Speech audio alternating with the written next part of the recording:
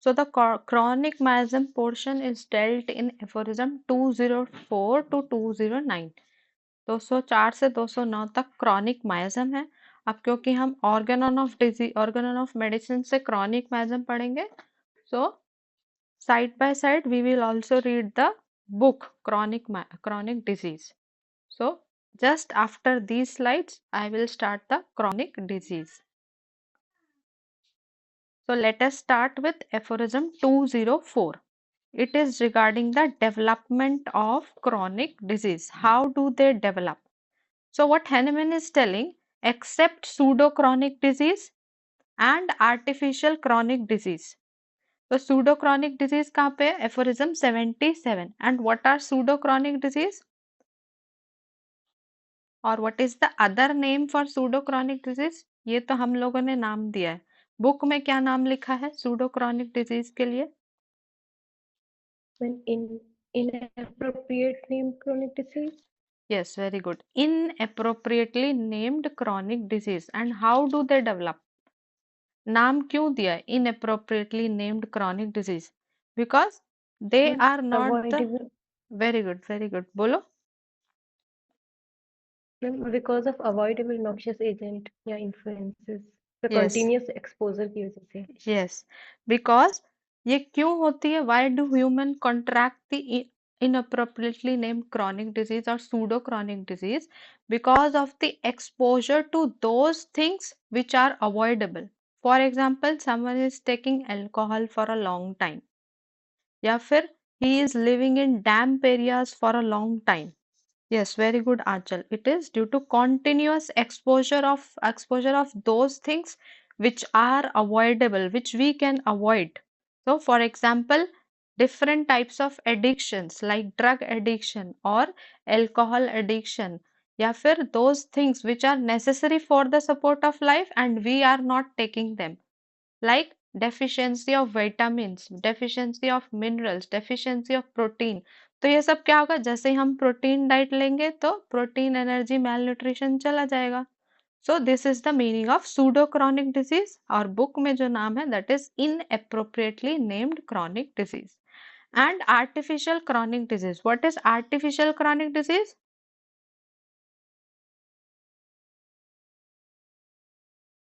Because of जो medicine लेने से allopathic treatment. Very good. Allopathic medicine. Very good. It is due to the allopathic treatment or due to the large doses of violent heroic medicines. So what Hahnemann is telling, except these two types of chronic disease, rest all other type of chronic disease, they develop from the three chronic miasm. So one thing you should understand, that only true chronic disease, true chronic disease कौन से aphorism में है? Aphorism number 78. Yes, 78 से start है. That is true natural chronic disease. So only true natural chronic disease they develop from the three chronic miasm. So this is what Hahnemann is trying to explain in 204, that except the pseudo chronic disease or the inappropriately named chronic disease and the artificial chronic disease, rest all other type of chronic disease they develop from the three chronic miasm, namely SORA, syphilis and psychosis. Now how do they infect the person? First of all, there will be, for SORA there will be touch, and for syphilis and psychosis there will be impure coition or unprotected sexual intercourse, you can say. SORA is the non-venereal miasm, non-venereal, and so psychosis and syphilis are the venereal miasm. So this is the mode of infection. Then what they will do? They will do internalization. Internalization, that is, they will involve the whole internal organism of the human body. हमारे पूरे internal organs, चाहे वो blood है, blood vessels है, heart है, lungs, everything they will involve. So they will undergo internalization. Then after the internalization only there will be the development of primary manifestation. Primary manifestation will develop. So this is how, in short, the chronic miasm infects you. So what are the primary manifestation of each of these miasm? For SORA, the primary manifestation is scabious eruption. For syphilis, the primary manifestation is chancre or bubo. And for the psychosis, the primary manifestation is condylomatous growth, or you can say cauliflower-like growth.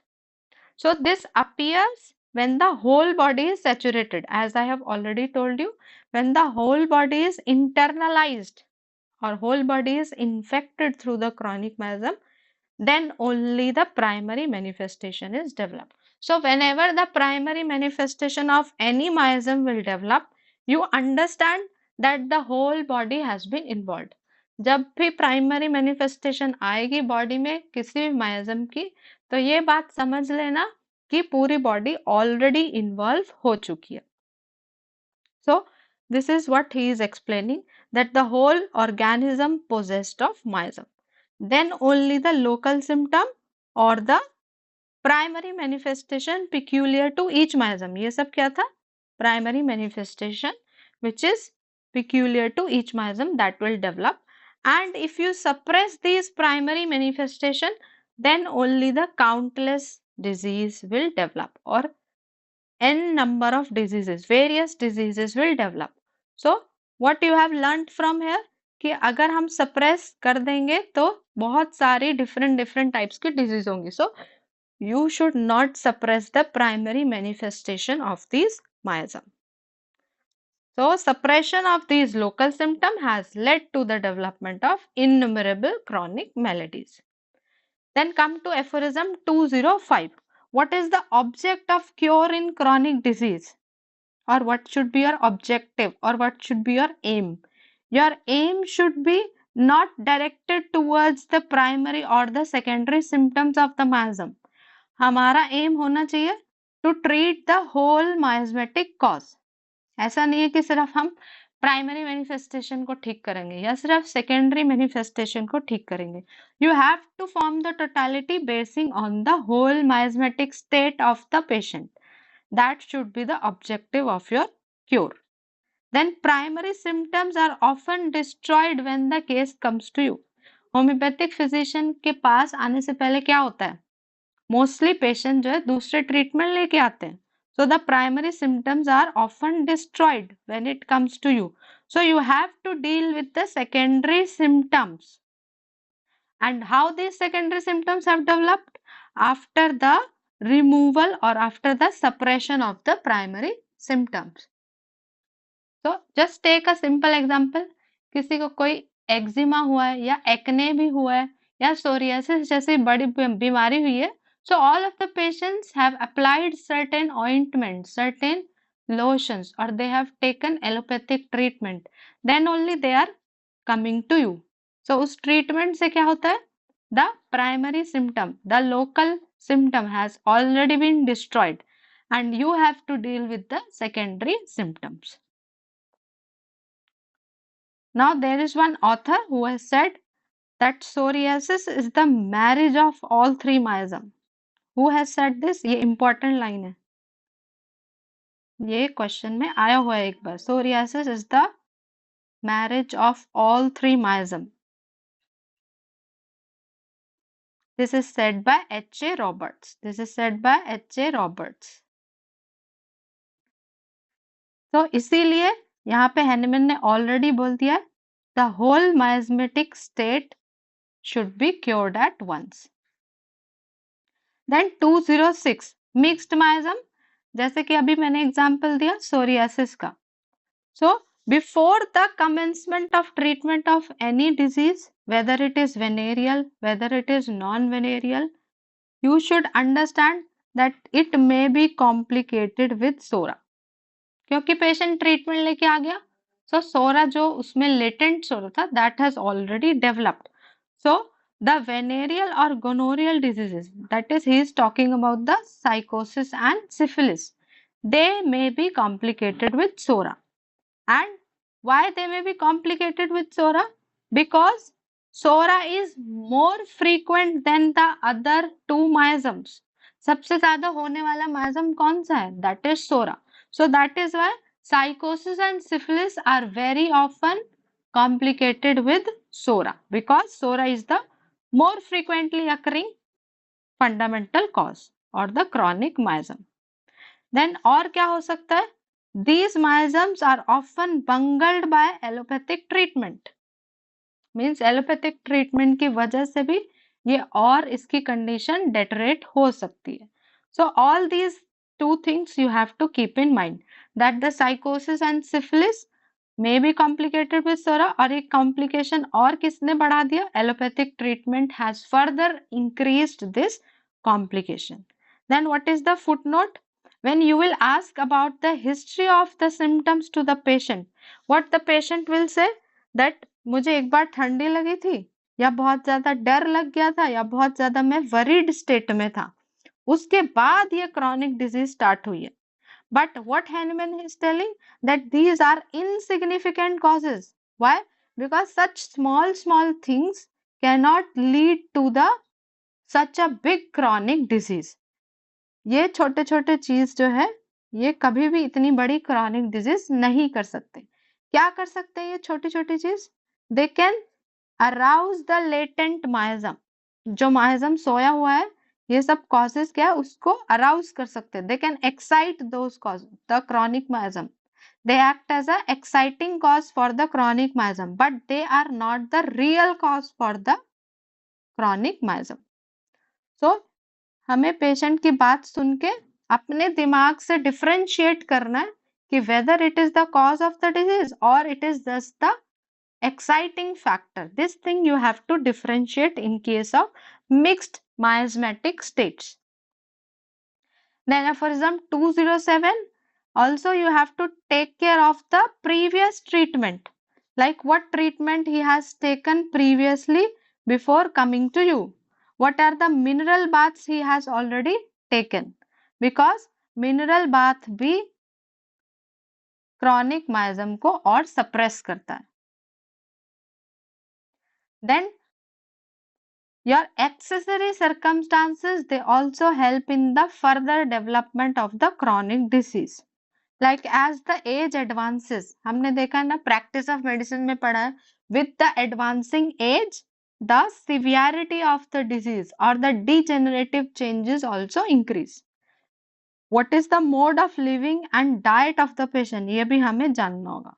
The occupation of the patient, the domestic and social relationship of the patient, then disposition of mind of the patient. Irritable तो नहीं है या हर time वो रोते तो नहीं रहता है. So all these condition of the mind also you have to note down, because these accessory miasms or accessory circumstances play a significant role in the development of chronic disease. Now accessory circumstances, from the very beginning we are learning, ये fifth aphorism में भी है, examples, and seventh aphorism में लिखा है, 18th edition के 6th edition में भी है. Which word is mentioned there instead of accessory circumstances? क्या लिखा है 18th में? Accompanying modalities. Yes. Accompanying modality. Yes, very good. Accompanying modalities. 81 में भी है accessory circumstances which help in the development of SORA. 94 में भी है and 252 में भी है. And this 208 also contains accessory miasm. Then 209, complete picture of chronic disease requires several conversation. So do not deceive yourself कि एक बार पेशेंट आया chronic disease लेके और फर्स्ट विजिट में ही हमें सारे सिम्टम्स पता चल जाएंगे. No, in the first visit you will not know the complete symptoms or the complete picture of the patient's disease. You have to do repeated conversations. तभी जाके पूरी picture of the disease complete हो पाएगी. It is similar to that जैसे हमने सोरा की disease picture complete की थी. ये कौन से एफोरिज्म में लिखा है? How will you complete the picture of psora? By the examination of various number of patients. This is written in which aphorism? This is written in aphorism 103. जैसे सोरा में हम क्या करते हैं? सोरा की पिक्चर कंप्लीट करने के लिए बहुत सारे पेशेंट्स की केस टेकिंग की थी। ऐसे ही एक सिंगल क्रॉनिक डिजीज की पिक्चर को कंप्लीट करने के लिए you have to do repeated conversations. Now let us start with this book, The Chronic Diseases, Their Peculiar Nature and Their Homeopathic Cure. This is written by Dr. Samuel Hahnemann. कितने editions है chronic disease के?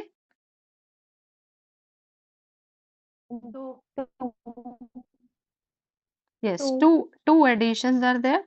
First edition and second edition. First edition में कितनी volume है? 4. Yes, 4 volumes are there. 1, 2, 3, 4. और second edition में कितने volumes है? 5. Yes, 5 volumes are there. Can you tell me the years of their publication? First edition 1828 to 1830. 28. Yes. 28. Okay. All these three first edition की पहली 3 editions they came in 1828 and the fourth edition it came in 1830. Then second edition 1835, 1835. 1835. Then 37, 38, 39. Okay, very good. So 35, 35, 37, 38, 39.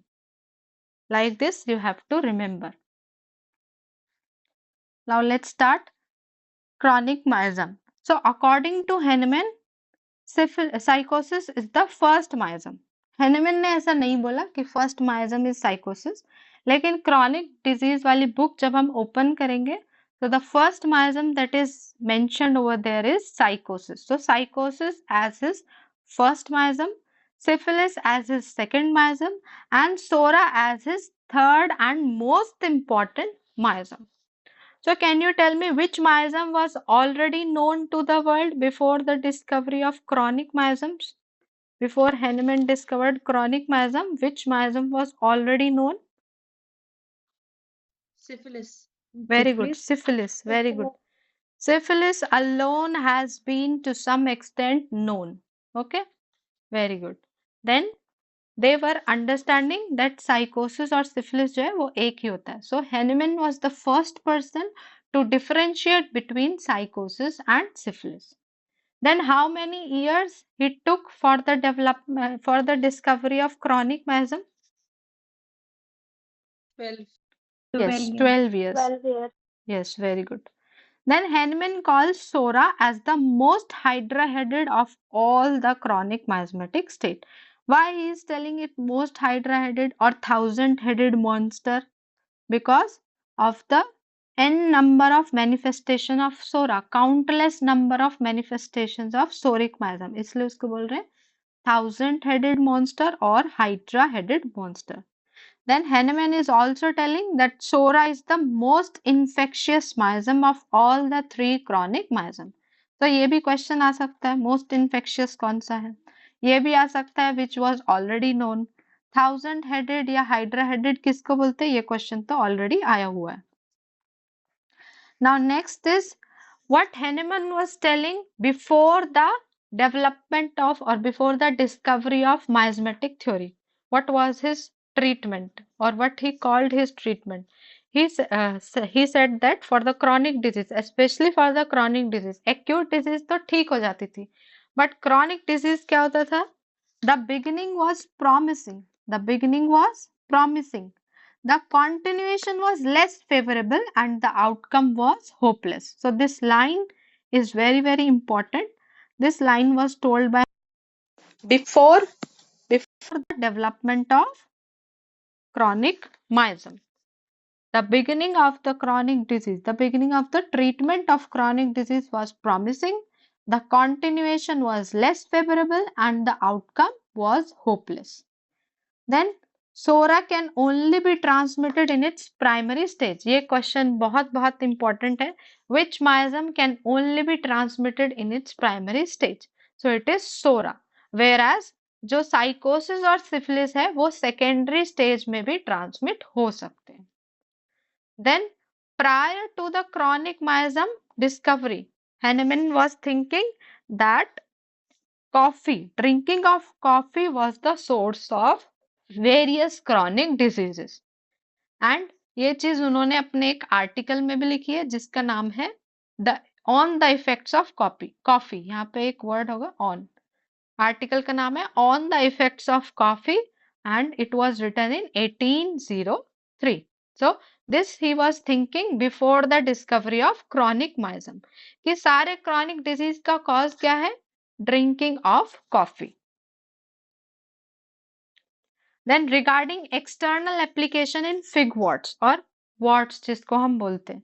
So warts के case में क्या external application उन्होंने advise किए? He is telling no external application is advised except for the most inveterate and difficult cases. बहुत ज्यादा जिद्दी cases जो हैं, most obstinate cases of wart, most difficult cases of wart, जहाँ पे larger fig warts को you can moisten it every day with the mild and pure juice of thuja. और pure juice of thuja ऐसा नहीं है एकदम निकाला और लगा दिया. It has to be first mixed with the equal quantity of alcohol. So only the most inveterate and difficult cases of warts, in those cases you can moisten the warts with the purely expressed juice of thuja, which is mixed with equal quantity of alcohol. Then another question is most frequent cause of converting latent sora into active form of sora. It is grief and vexation. Grief and worry are the most important cause, most frequent cause, जो कि latent sora को active form में transform करते हैं. Then Hahnemann is telling that sugar of milk is the most invaluable gift of God. और second best remedy किसने बोला था sugar of milk को? Who told that sugar of milk is the second best remedy?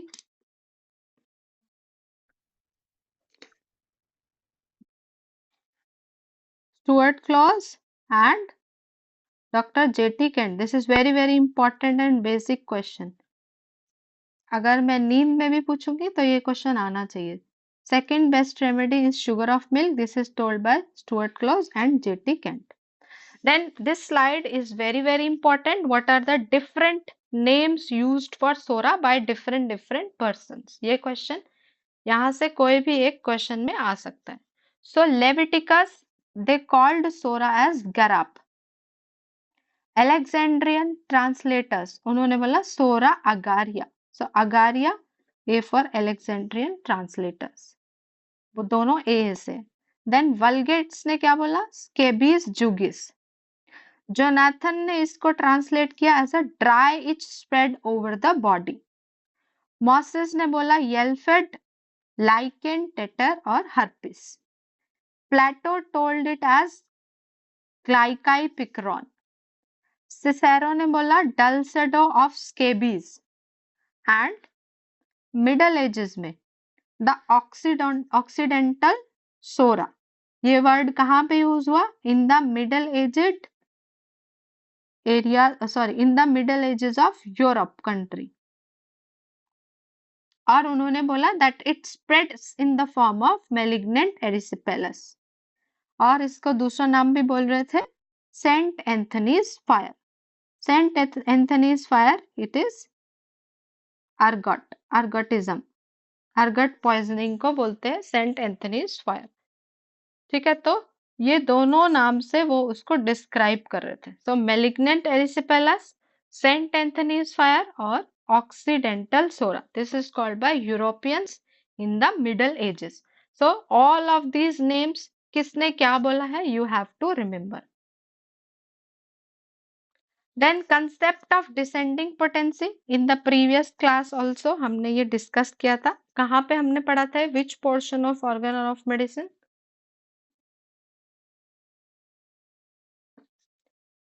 In the appendix part.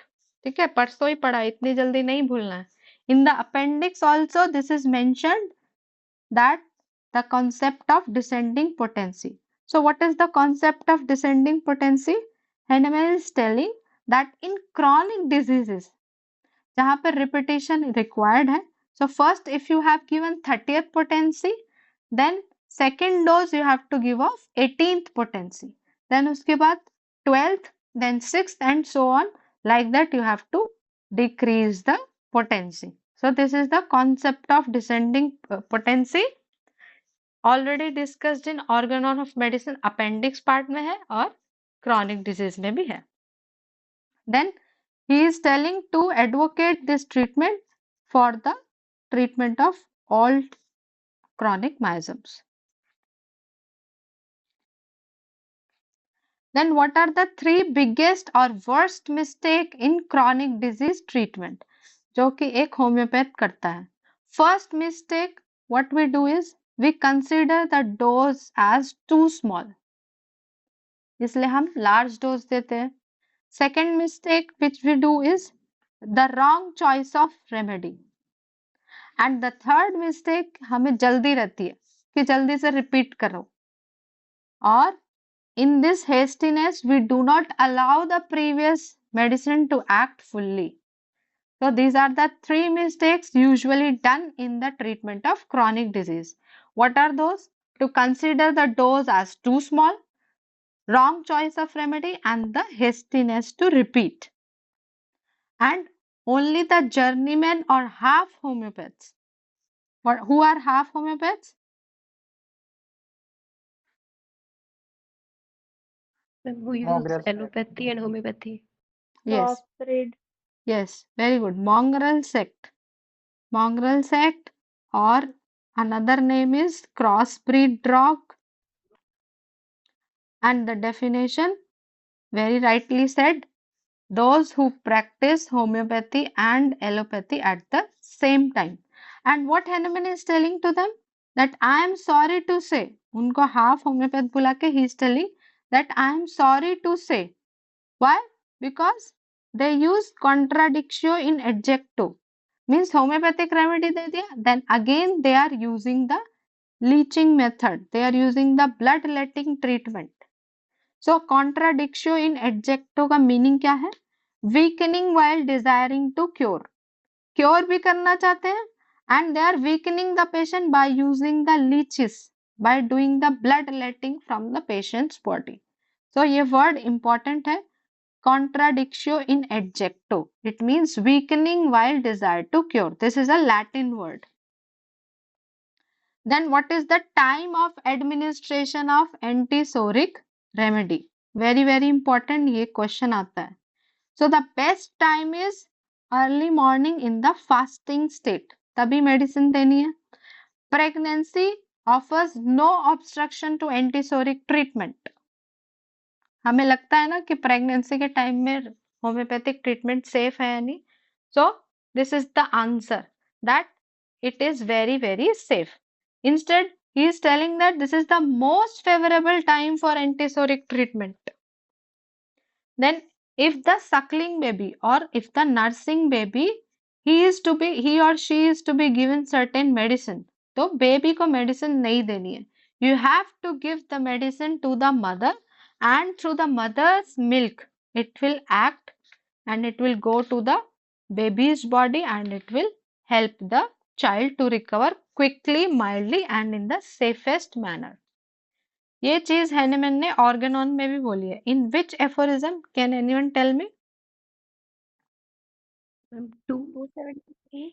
273. 284. 284 footnote. 284 footnote, he has told that the medicine for the suckling baby is to be given to the mother, not to the child. Then antisoric medicines should not be taken before the menses. Very very important. अगर menses हो रहे तो you should ask the female patient to stop the medicine. कब देना है?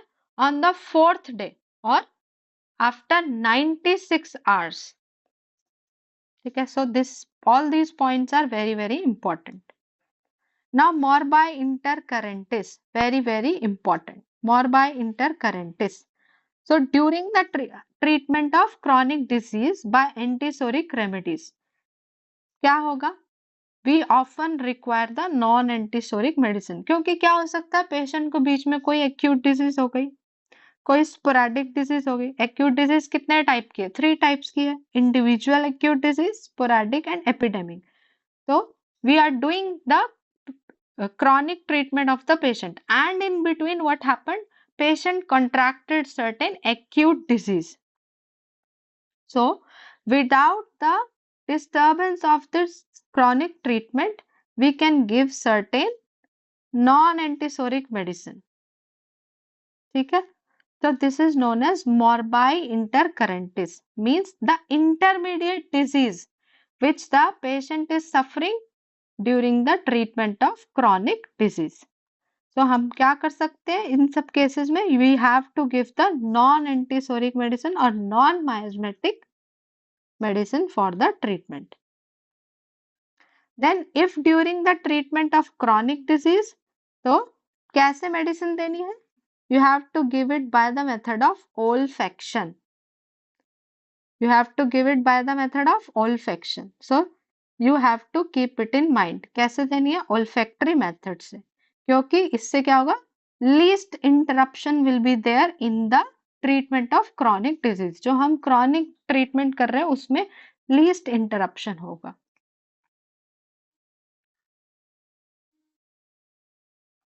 Then advices given during the treatment of chronic diseases. First, you have to ask the patient to avoid the use of inner wears as woolen clothes. जो हम woollen inner wear पहनते हैं वो एकदम direct skin के contact में नहीं होने चाहिए. So woollen under clothing should be removed. Then domestic remedies, कि अगर जुकाम हो गया तो अदरक का पानी बना के पी लो या हल्दी वाला दूध P low. So during the treatment of chronic disease or during any anti-miasmatic treatment, all the domestic remedies should be discontinued. Then mental excitements, especially grief and vexation, that is grief and worry, ये भी patient को बोलना है कि ऐसे दुखी वाले state में नहीं रहना है.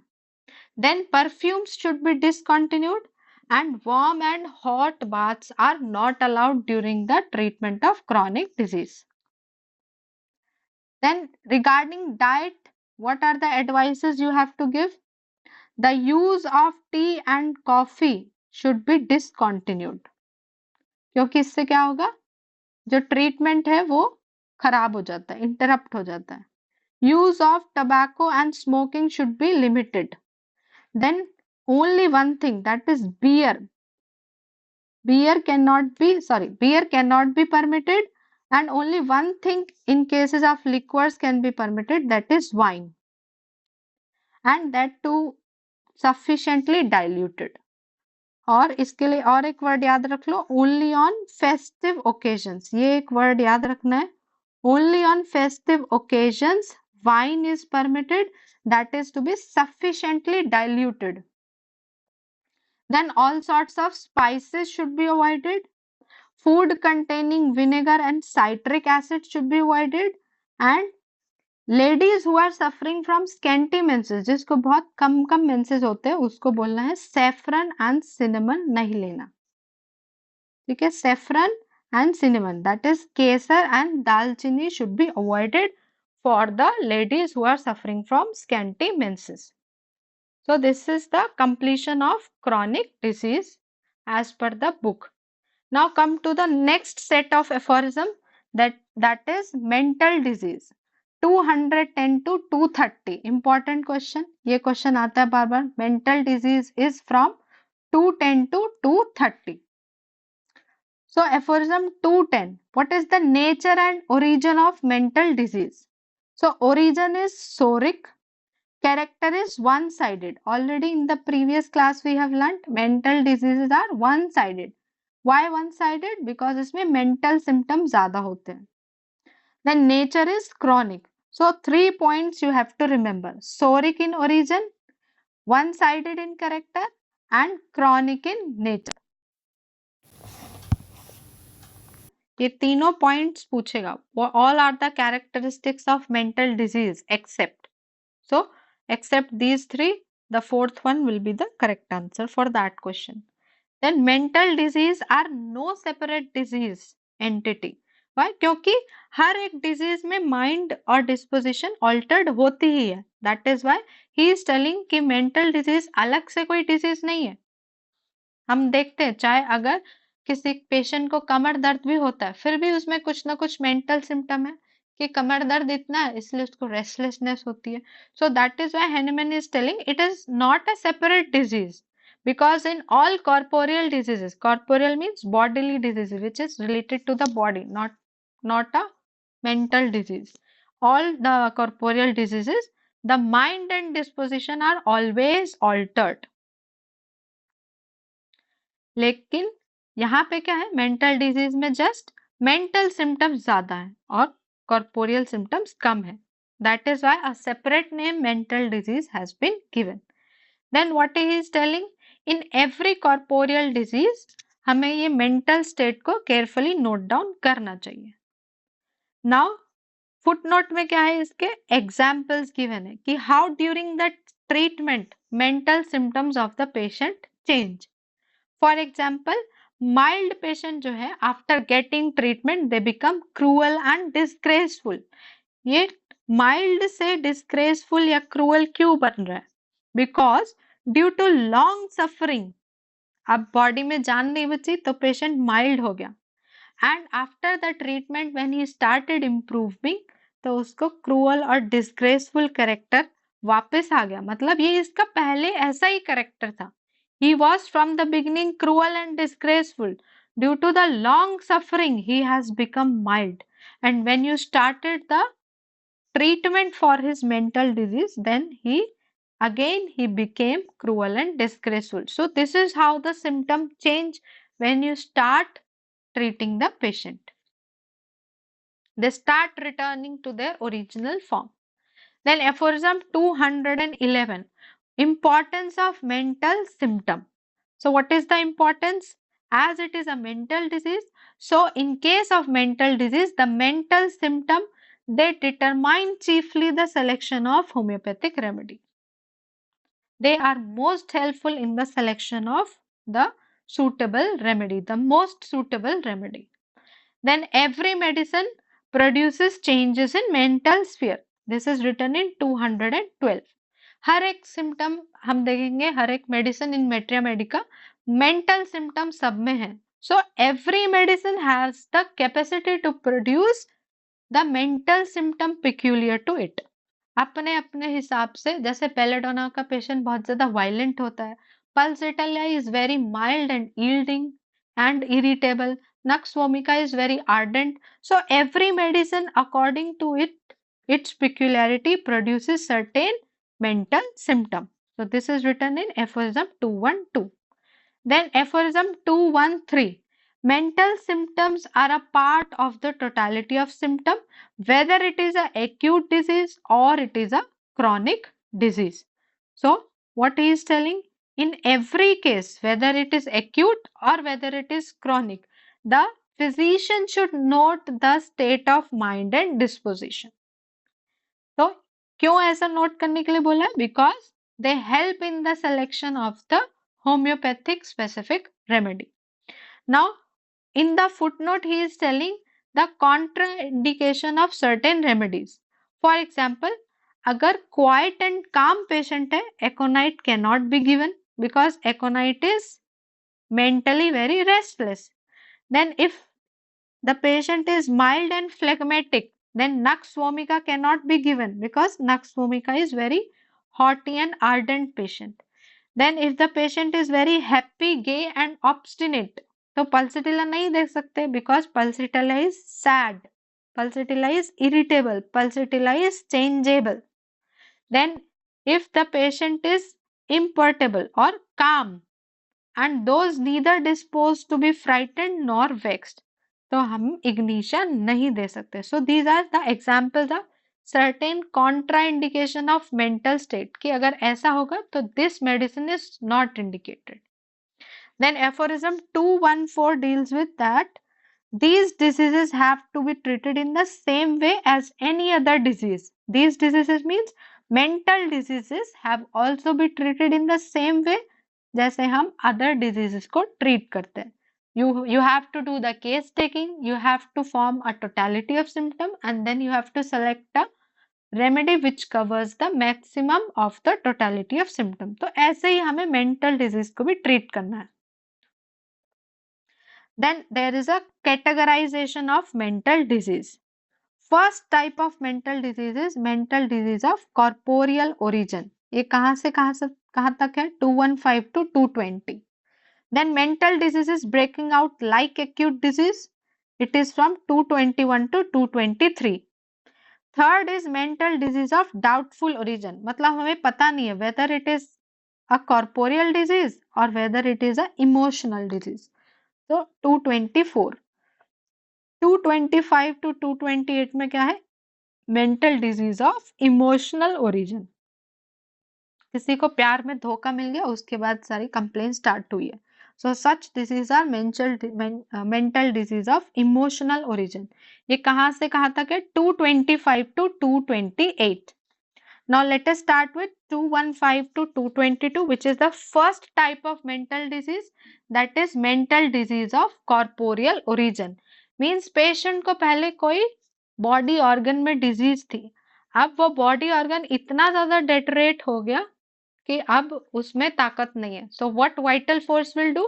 Vital force will transmit all the disease to the mind to save that particular organ.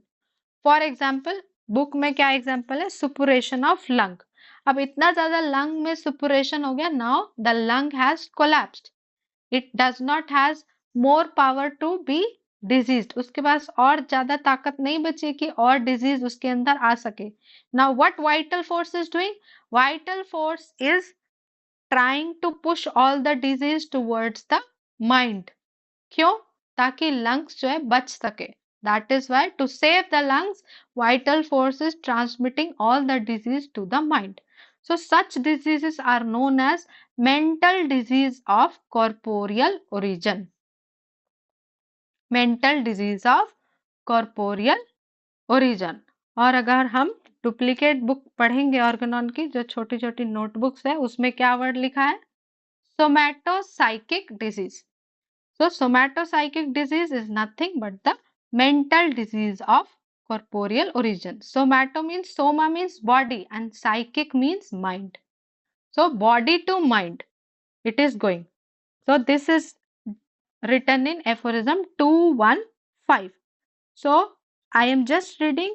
All the so-called mental and emotional diseases are like all other corporeal diseases in which mental symptoms are more pronounced. Now my mind symptom will increase. Why?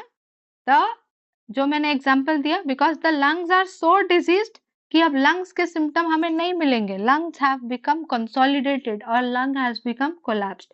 So the corporeal symptoms have declined and the mental symptoms are more pronounced in case of mental disease of corporeal origin. Then aphorism 216, how the corporeal disease transformed into mental disease. I have already told you, corporeal disease जो है इतना ज़्यादा बढ़ गई थी that it would be fatal to the life of the patient. Patient जो है मर जाता. So vital force ने क्या किया? Vital force has transformed the corporeal disease to the mental sphere. And now what you will feel when you will see the patient? ऐसा लगेगा कि कोई भी कॉर्पोरियल डिजीज उसको नहीं थी. ऐसा लगेगा कि पेशेंट ये मेंटल डिजीज का ही पेशेंट है. Why? Because mental disease के symptoms इतने ज़्यादा हैं. There are various symptoms of the mental disease. For example, एक simple example I am giving. In case of typhoid, third week of typhoid में क्या होता है? There is cloudiness of the mind. Maniacal state हो जाएगी. Patient बड़बड़ाने लग जाता है. Why?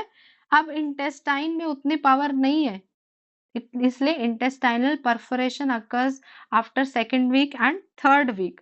So now intestine cannot take the disease more. इसलिए टाइफाइड के थर्ड वीक के बाद क्या होता है? The symptoms of the mind come. There is delusion to the patient.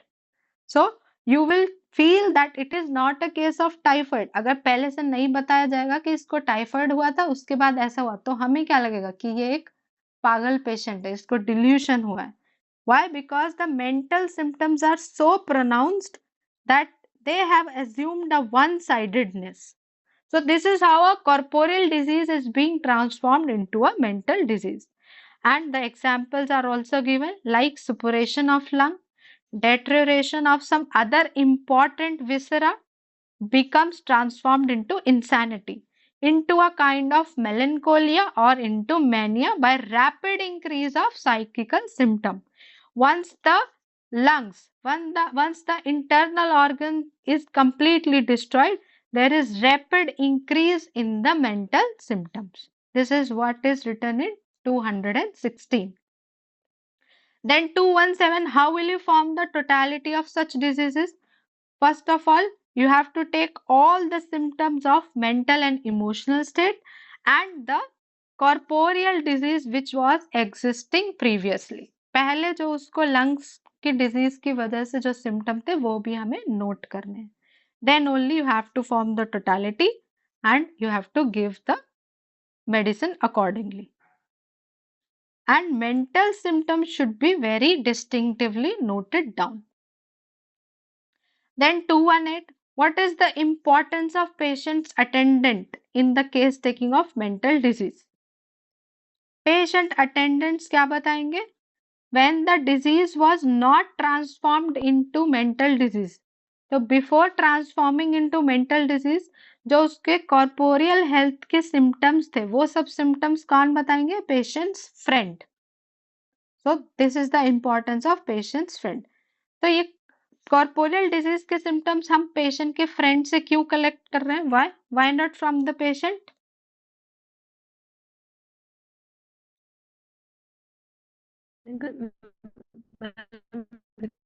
Mentally stable now. Yes, very Mental good. symptoms are Very good. Because the patient of mental disease is not mentally stable. उसको तो delusion हो गया. So he does not remember his symptoms of the corporeal disease. So that is why the description of patient's friends or patient's attendant is very important in the case taking of mental disease. And patient's importance is also dealt in aphorism 6 and aphorism 93. Aphorism 6 में क्यों चाहिए? To form the portrait of the disease. And aphorism 93 में क्यों चाहिए? What is mentioned in 93? obvious cause. Yes, very Obvious good. causes. Obvious cause. Now aphorism 219. Importance of lucid interval. What is lucid interval? For a time being, जो ये mental symptom है, ये decline हो जाएंगे. And the physical symptom, that means the corporeal symptom, again they revert back. वापस से आ जाते हैं. Corporeal symptom increase and the mental symptom decrease. So this symptom is known as lucid interval. So what Hahnemann is trying to say, that the symptoms of the lucid interval should also be noted down because they also help in the selection of medicine. And lucid interval कौन से disease condition में हमको मिल सकता है? Not a disease condition. Epidural. Yes, very good. Epidural Epidural or hemorrhage. extradural hemorrhage. Epidural or extradural hemorrhage. Very good. Then antisoric prescription for mental disease of corporeal origin. Aphorism 220. So what you have done, you have formed the totality by taking the symptoms of mind as well as the corporeal symptoms. And you have to give the antisoric remedy from the very beginning. जैसे ही patient आया, शुरुआत से ही you have to give the antisoric treatment. So this completes the mental disease of corporeal origin.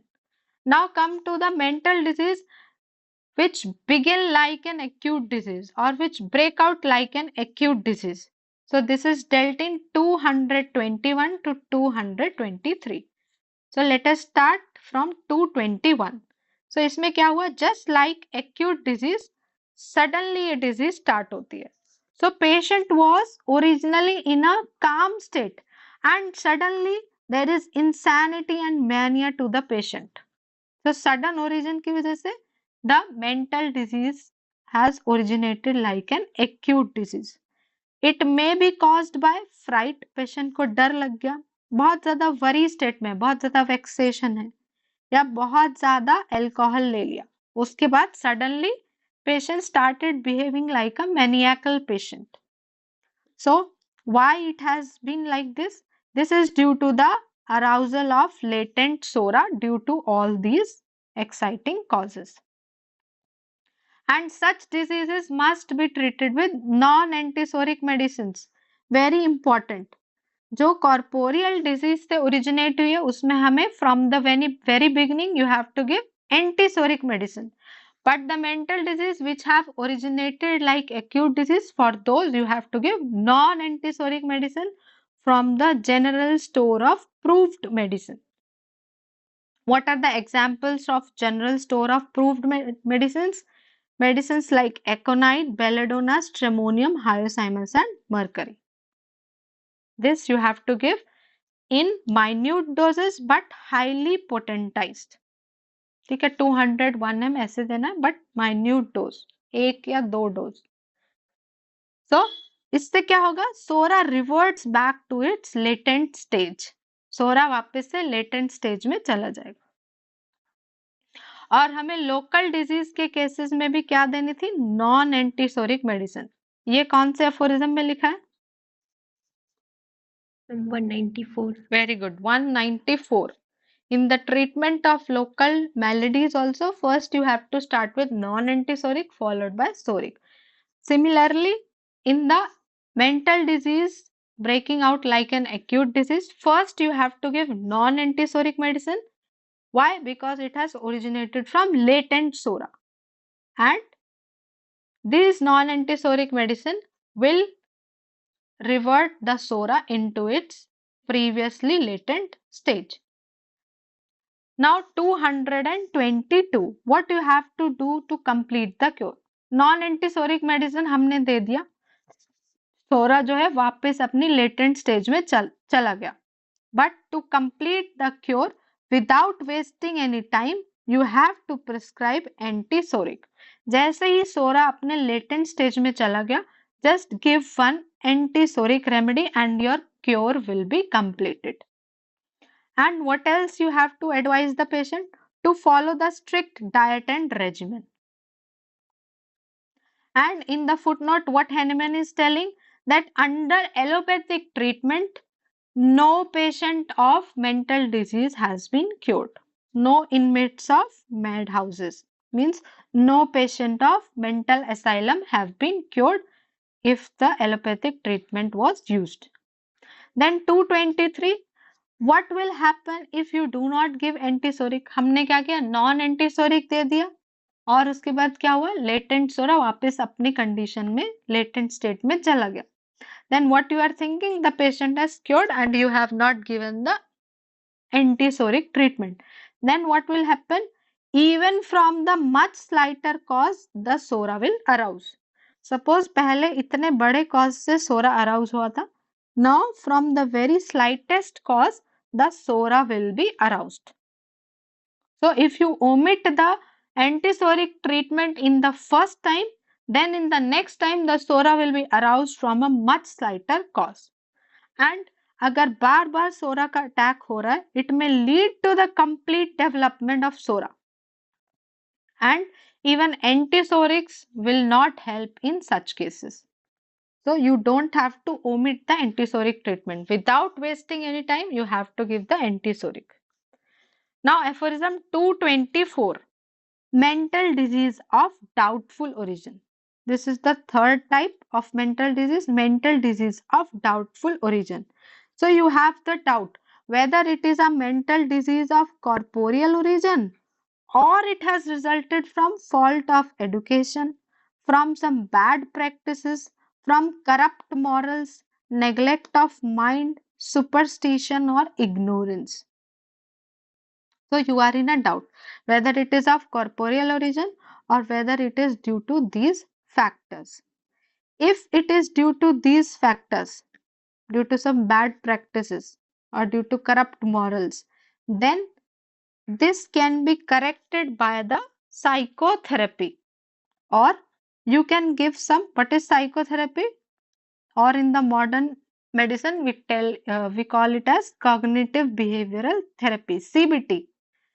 What you will do, you will give friendly advices to the patient, you will give consolatory arguments, serious representations and sensible advices. उसको समझाना है. You have to give the psychotherapy to the patient and he will improve. If the disease is of from this origin, from the fault of education, उसको किसी ने सही से समझाया ही नहीं बचपन से कि ऐसा नहीं करना, और फिर हमने समझा दिया क्योंकि डॉक्टर की बात मान लेते हैं patient, and the patient has improved. So if it is from fault in education, it is from bad practice, then the patient will improve from these advices. The patient will improve from the psychotherapy. But if it is a disease of corporeal origin, which is the real moral or real mental malady. So real moral or real mental malady किसको बोलते हैं? Mental disease of corporeal origin. अगर ऐसे patient को हमने advice देने की कोशिश की, so the patient suffering from such disease will aggravate. क्यों aggravate होगा? Mental disease of corporeal origin. उसमें क्या हुआ? Mental symptoms ज़्यादा है. Mental symptoms are more. And what you are giving the advices. तो इससे क्या होगा? Mental symptoms will decline. Why the mental symptoms will decline? क्योंकि हम पेशेंट को समझा रहे हैं, and all the symptoms will go to the corporeal disease. सारी corporeal disease जो पहले mental symptom में convert हुई थी, by giving the advices, again the mental disease will convert into corporeal disease. So this is nothing but the aggravation of the corporeal disease. So psychotherapy real moral malady में काम नहीं करेगी. It will not work, it will aggravate. Then footnote में क्या है? It seems as if mental disease of corporeal origin, these friendly exhortation tries to throw back the mental disease back to corporeal body. This is what I have explained. Advice देने से mental disease वापस से corporal disease में convert हो जाती है, and again the mental symptoms will increase more. Then aphorism 225 to 228, mental diseases of emotional origin. So 225 is cause of mental diseases emotional origin.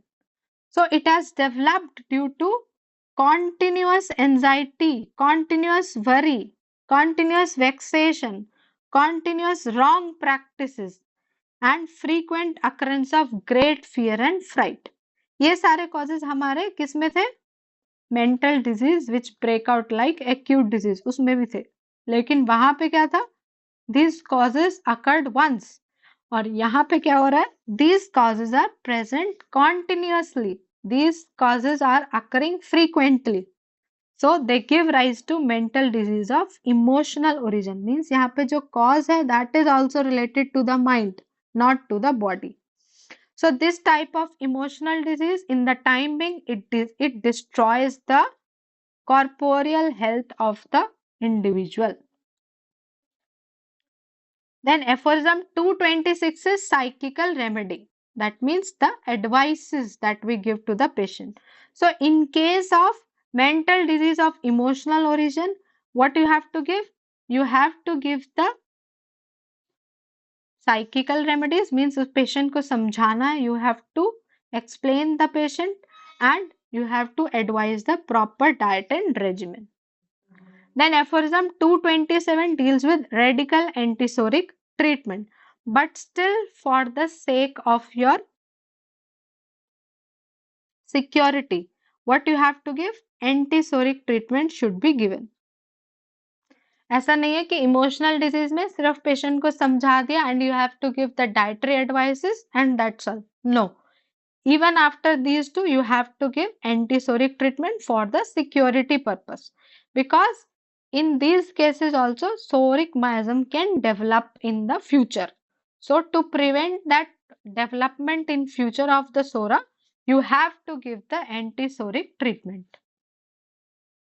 Now 228 is auxiliary mental regimen. What is auxiliary mental regimen? Auxiliary means additional. So apart from medicine, what are the additional mental treatment you will give to the patient that has been mentioned in aphorism 228. So I am just reading from the book. To furious mania we must oppose to calm intrepidity. कोई patient एकदम बहुत ज्यादा maniacal हो रहा है तो उस time you have to be calm and cool. Then to doleful querulous lamentation, ऐसा बहुत ज्यादा सैड है पेशेंट तो what you have to do, a mute display of commiseration in looks and gestures. एकदम चुपचाप रह के एकदम सिंपैथेटिक लुक बना के रखना है. So these are the examples of auxiliary mental regimen. So what is auxiliary mental regimen? Mental and emotional disease of corporeal origin, जिसका दूसरा नाम और क्या है, real moral remedy.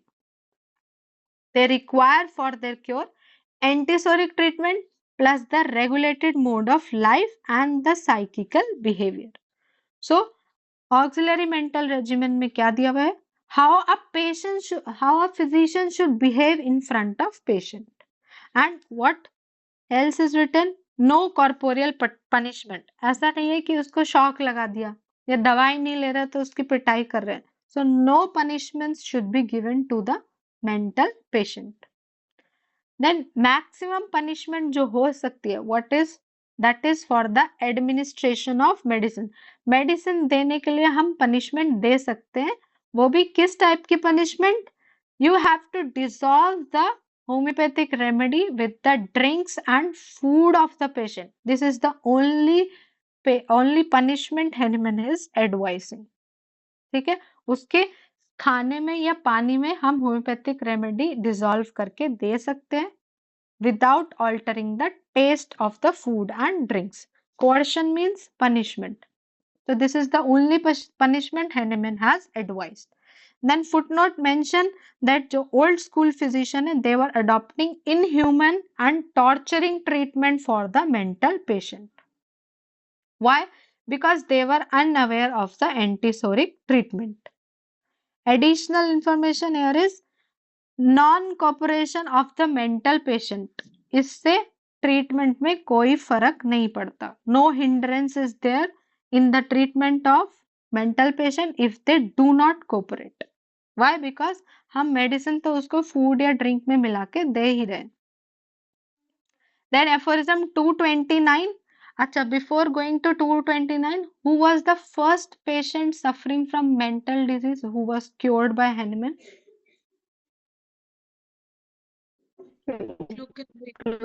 Very good, Klockenbring. Klockenbring ये question आता है. First mental disease patient cured by Hahnemann, Klockenbring. Then 229, mental patient should be regarded as possessed of reason.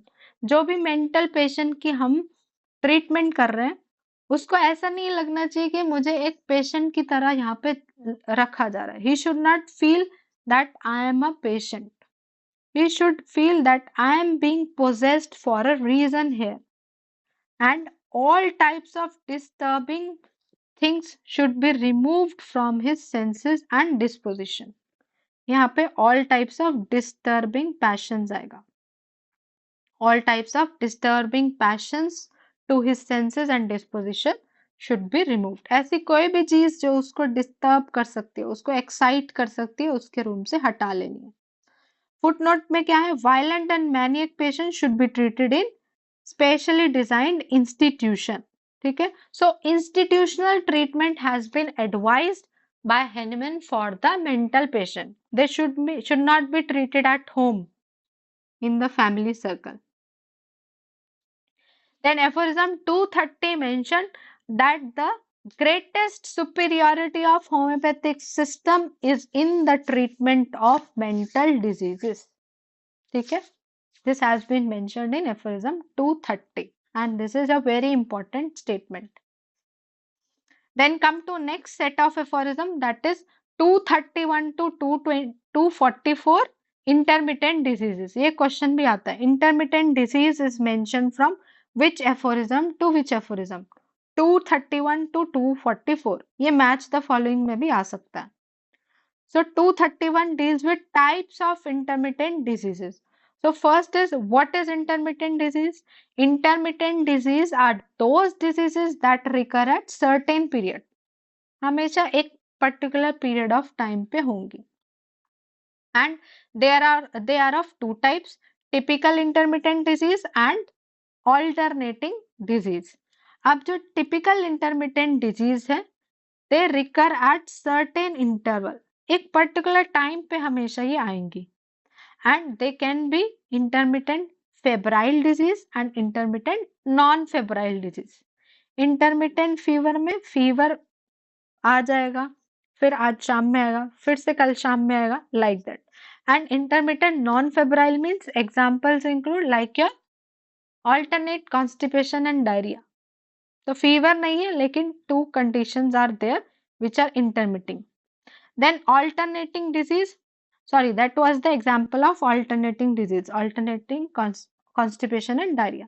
Non-febrile intermittent में क्या होगा? There will be a certain period of time between the two conditions without any fever. Then alternating disease, these are diseases in which certain morbid states, means जो ये morbid states है, जो disease condition है वो fixed है, मतलब हमेशा constipation के साथ हमेशा डायरिया ही ऑल्टरनेट करेगा. This is fixed, the condition is fixed, but the time interval is not fixed. They alternate at uncertain interval. ठीक है, when will constipation come, when will diarrhoea come, that is not fixed, but the alternation of the disease is fix, कि ये disease इस disease के साथ alternate करेगी in a certain patient. This is the alternating disease. Now 232 is types of alternating disease and nature of alternating disease. So they are chronic in nature. याद रखना है, numerous and chronic in nature. Origin क्या है? Soric in origin, but sometimes complicated with syphilitic. ये sometimes के बाद याद रखना है. Soric है, but sometimes it can be complicated with syphilitic miasm. Now the footnote deals with the types of alternating disease. Type में क्या है? Double alternating disease and threefold alternating disease. Double में क्या होगा? Two states are alternating with each other. Like जो अभी example दिया, diarrhea and constipation. Like pain in leg with ophthalmia. Threefold disease में क्या होगा? Three disease condition are alternating with each other. For example, overexcited state, then depression, then indigestion, then again overexcited, again depression, again indigestion. But in तीनों के बीच में जो time है, that time is uncertain. The period of occurrence is uncertain. Now come to typical intermittent disease. So इसके criteria क्या क्या है? Morbid states of unvarying character. यहाँ पे word याद रखना, unvarying character means हमेशा फिक्स्ड रहेंगे, and returns at a tolerably fixed period. अब यहाँ पे टाइम पीरियड क्या है? टाइम पीरियड इज फिक्स्ड, हमेशा शाम को ही आ रही है डिजीज. तो time period of occurrence is fixed. Every day in the evening the disease is coming. It may be of two types, febrile जिसको बोलेंगे intermittent fever, and non febrile type of intermittent disease. So it can be with fever or without fever. Two types of typical intermittent disease. Then 234, it is non-febrile intermittent disease. So what is the nature? It is chronic in nature, mostly soric, but sometimes again complicated with syphilis, just like the alternating disease. Nature is same, chronic, soric, and sometimes complicated with syphilis. Then as an intermediate remedy to break the intermittency, which medicine has been advised by Henman? Cinchona or China. कैसे देना है? In the small doses of potentized solution you have to give. This is the intermediate remedy for non-febrile intermittent disease. ये question आता है. Intermediate remedy is mentioned in 234. What is the intermediate remedy for non-febrile intermittent disease? It is China bark. Why it is given? To break the intermittency. ये जो बार बार intermittently हो रही है, तो ये बार बार टाइम पीरियड को खत्म करने के लिए you have to give China. Then 235 to 244, it is the types of intermittent fever, or you can say febrile type of typical intermittent disease, जिसको क्या बोलते हैं? Intermittent fever. So 235 to 240 is general instruction for the treatment of intermittent fever. चाहे वो sporadic है, चाहे वो epidemic है. But these instructions are not applicable for the endemic intermittent fever. What is the difference between endemic and epidemic?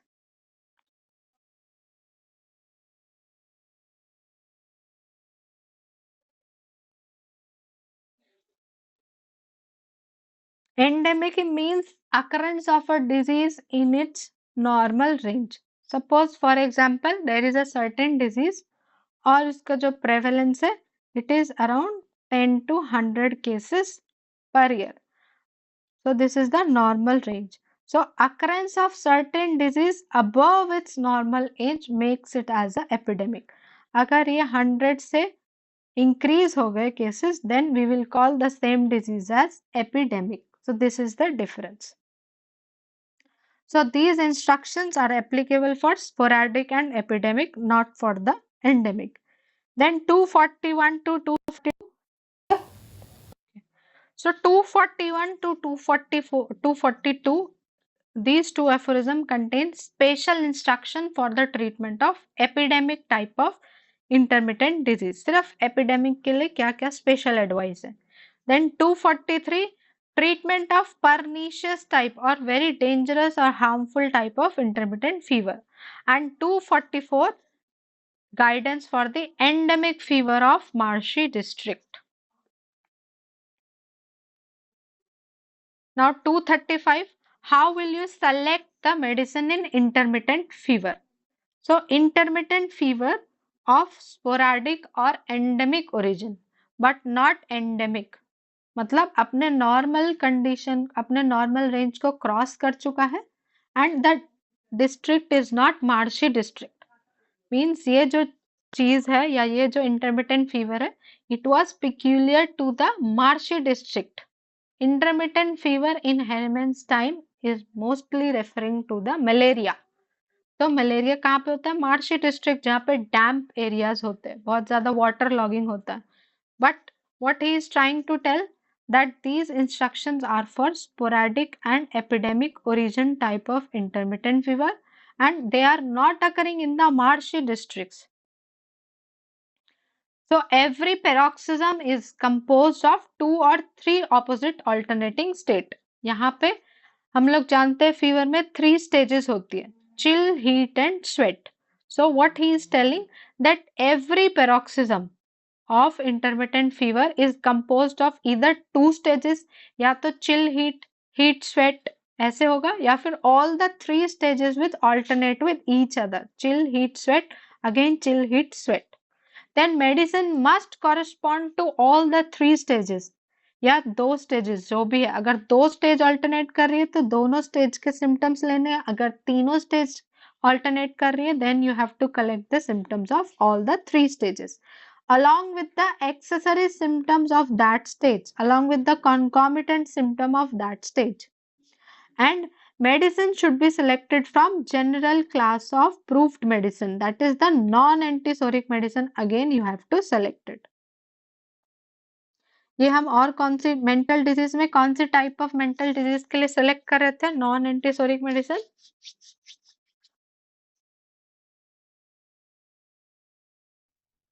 Breaking out as an acute disease. Yes, very good. The mental disease which break out as the acute disease. Aphorism 221 to 223. and the word general class of proved medicine is written is 221. Again, it is written in 235. Then the symptoms of patient during the interval when the patient is not suffering from any paroxysm of fever. That is the chief guide for the selection of medicine. ये question आता है. What is the chief guide for the selection of medicine in intermittent fever? Chief stage will be when the patient is not having any fever. मतलब ऐसे chill, heat or sweat हुआ, then patient is free from fever. Again chill, heat and sweat में temperature decline, patient is free from fever. So this stage, the symptoms in this stage are the chief guide for the selection of medicine. Very very important. Then 235 का footnote भी है. So at that time, the old school physician or the pathologist, they knew only one variety of intermittent fever, as I have already told you, that is malaria or ague. So how they were differentiating according to the time of occurrence, like quotidian, tertian या quartan. But homeopathy में क्या है? With every change of symptom, the medicine is also changing. The indicated medicine is also changing. So we have large number of medicine according to the stage or according to the change of symptom. But the allopathic physician, they knew only one fever, so they had only one medicine. And what is that one medicine? That is sulfate of quinine or cinchona. They were giving only China. Then in such cases, due to overdosing of China, the patient was suffering from the China symptoms, and that was referred to as chronic bark dyscrasia.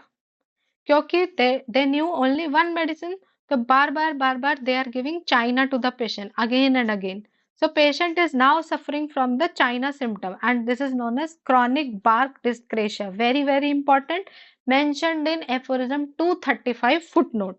Then Hahnemann has praised Bonninghausen for writing this book, that is an attempt at homeopathic therapeutics of intermittent fever. Very important. Then chronic China malady या फिर chronic bark dyscrasia is also mentioned in 244 and 276 footnote also. So 235, 244 and 276. Then 236, what is the appropriate time for administration of medicine? At the termination of the paroxysm. ठीक है, immediately or very soon after the termination of the paroxysm. तो यहाँ पे हमको you have to give the medicine when the paroxysm is terminating. And what will happen if you will give the medicine immediately before the paroxysm? मतलब यहाँ पे हमने medicine दे दिया before the paroxysm is starting. So what will happen? The natural disease and the medicinal disease, they will combine and they will cause a huge aggravation to the patient, and the strength of the patient will be declined. And in the cold stage, Hahnemann has advised not to give opium. Why? Because if opium is prescribed in cold stage, then it will take the life of the patient. So this is mentioned in footnote 236. और कौन से patients में Hahnemann ने opium देने के लिए बोला है? We have read in previous class. 183. Very good. 183 footnote, in the benumbed condition of the nerves, when the patient is unable to give any signs and symptoms. In the benumbed condition of nerves, you have to give opium to arouse the vitality of the patient, to irritate the vital force, so that he gives the symptoms of his suffering. So एक है opium नहीं देना 236, एक है opium देना है 183 footnote.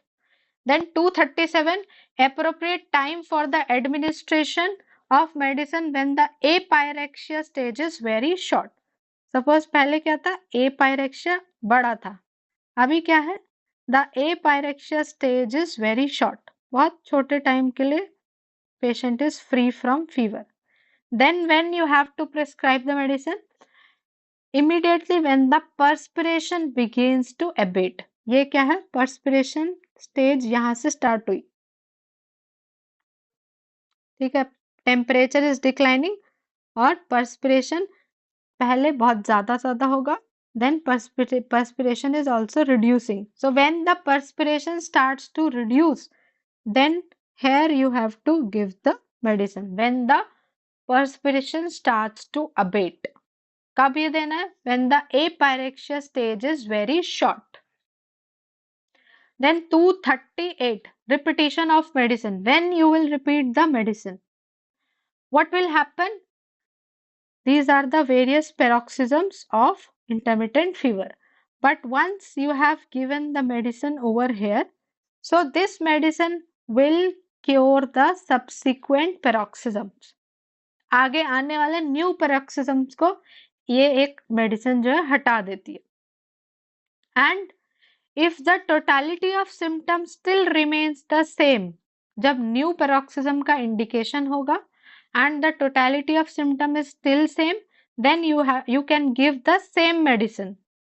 Otherwise, अगर totality of symptom change हो जाती है, then you have to change the medicine. और totality of symptom कब same रहेगी? When the cause is still same, means the patient is residing in the marshy area, the patient is residing in the damp area or waterlogged area. तब क्या होगा? वहां पे cause is same, the totality of symptom will also remain same and you can repeat the previous medicine. Permanent cure ऐसे patient का कब होगा? When you advise the patient to shift to the mountainous regions. Water lodged वाले area से उसको mountainous region में जाने के लिए बोलेंगे, then only the permanent cure will happen. Because the cause is removed, so the disease will also be removed. Then 239, individuality of each medicine to produce unique intermittent fever. You see in your Materia Medica, हर एक medicine में fever के symptoms भी अलग अलग होते हैं. So every medicine produces and cures a peculiar type of intermittent fever which differs from the all other medicines of the Materia Medica. This is written in 239. 240 deals with use of antisoric treatment in intermittent fever. So if these homeopathic medicine, अभी हमने बोला क्या देना है? Non antisoric देना है. If they are unable to bring the cure, then you have to understand that this is not due to the marshy district. ठीक है? This is due to the soric miasm which has developed. So you have to give antisoric treatment. Now 241 to 242. Epidemics of intermittent fever where none are endemic, means it has crossed its normal range. So 241, homeopathic specific remedy for epidemic of intermittent fever. First, he is telling the nature of this epidemic. It is chronic in nature and composed of single acute paroxysm. इस fever में क्या होगा? Only single acute paroxysm आएगा patient को. And all individuals suffering have a uniform constant character. क्योंकि epidemic है, we know in epidemic the sufferings are more or less same. So the homeopathic specific remedy found which will be suitable to all the cases. ठीक है, epidemic disease में हम क्या करते हैं? We found a genus epidemicus, means a homeopathic specific remedy which is suitable to all the cases of the epidemic disease. And this homeopathic specific remedy will cure and none are the chronic sufferers from developed sora. कब ये specific remedy cure करेगी? When this remedy will cure? When none of the patient is suffering from developed sora. Then only this homeopathic specific remedy will cure these patients. Then 242, antisorics for treatment of epidemic of intermittent fever. So what will happen if you left the first paroxysm of such fever uncured? हमने क्या बोला था? This fever is composed of one single acute paroxysm only. इसमें रोज सुबह शाम fever नहीं आएगा, एक ही बार फीवर आएगा फिर नहीं आएगा। जब ये एक बार फीवर आया और हमने मेडिसिन नहीं दी, सो व्हाट विल हैपन, या फिर पेशेंट ने क्या किया, जाके एलोपैथिक ट्रीटमेंट ले लिया। So due to the non treatment or due to the allopathic treatment, what will happen? The sora will arouse. The latent sora will arouse, and the previous remedy which was useful previously, now that remedy will not be useful anymore. जो previous paroxysm में homeopathic specific remedy आई थी, now that remedy will be of no use. Now what you have to do?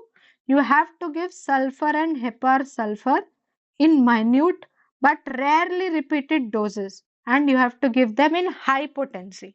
So ये चारों words याद रखने हैं. What happens when the first paroxysm is left uncured? First is you have to give sulfur and hypersulfur. Which remedy is given? Hypersulf or sulfur. कैसे देना है? Minute, rarely repeated and in high potency. Then 243.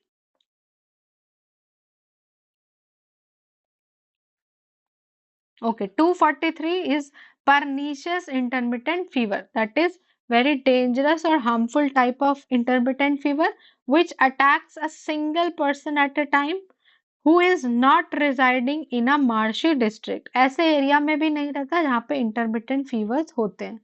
So for their treatment, first you have to choose a medicine from the class of non-antisoric or also called as general class of proved medicine. Then फिर भी अगर recovery नहीं होती है, then only you go to the antisoric treatment. So non-antisoric treatment followed by antisoric if the process of cure is not achieved. Then 244 is endemic intermittent fever in the marshy district. Endemic disease भी है and the district is also marshy district. So endemic intermittent fever in marshy districts and tracts of country frequently exposed to inundation means ऐसी countries जहाँ पे बार बार floods आते हैं तो बार बार water lodging होगी. ऐसे areas में अगर intermittent fever होता है, what you will do? So if it affects the young person or youth who has maintained the faultless regimen means वो time से खाना खाता है, every day he or she is doing exercises, sleeping on time, so he is maintaining the faultless regimen, and endemic fever has attacked only on his first arrival means जब वो marshy district में shift हुआ था तभी उसको intermittent fever आ गया था. Then what you have to give? You have to give cinchona bark. 1 or 2 very small doses of highly potentized cinchona bark. Then it will cure such patient. But still healthy mode of living के बावजूद भी कुछ patient में cinchona जो है cure नहीं कर पाती है.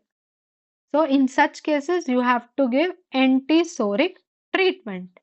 And if you tell these patients to go to the mountainous regions, then they will apparently be healthy. But उसको फिर भी हमें antisoric treatment दे के ही भेजना है. Without antisoric treatment, he will never be cured. So even if you ask the patient to change his residence to mountainous region, still उसको हमें antisoric treatment दे के भेजना है. And in the footnote it is written that China and its other preparation can free the patient from intermittent fever, but they are diseased in another manner. क्योंकि बार बार उसको हम क्या कर रहे हैं, चाइना दिए जा रहे हैं, तो उसको क्या होगा, क्रॉनिक चाइना मैलेडी हो जाएगा या क्रॉनिक चाइना वेस्टिंग और chronic China disease without antipsoric treatment. हमने क्या किया, उसको बोल दिया कि चाइना खा लो ठीक हो जाओगे, फिर से आया फिर से चाइना खिला दिया. We are not seeing that कि उसको ये बार बार क्यों हो रहा है. क्यों बार बार हो रहा है? Because the psora has developed. So we have to change our mode of treatment from China to antipsoric treatment. और अगर बार बार हम चाइना देते रहेंगे तो patient will suffer from chronic China wasting. So this is written in 244 footnote also. So this completes the today's class and I will conclude here.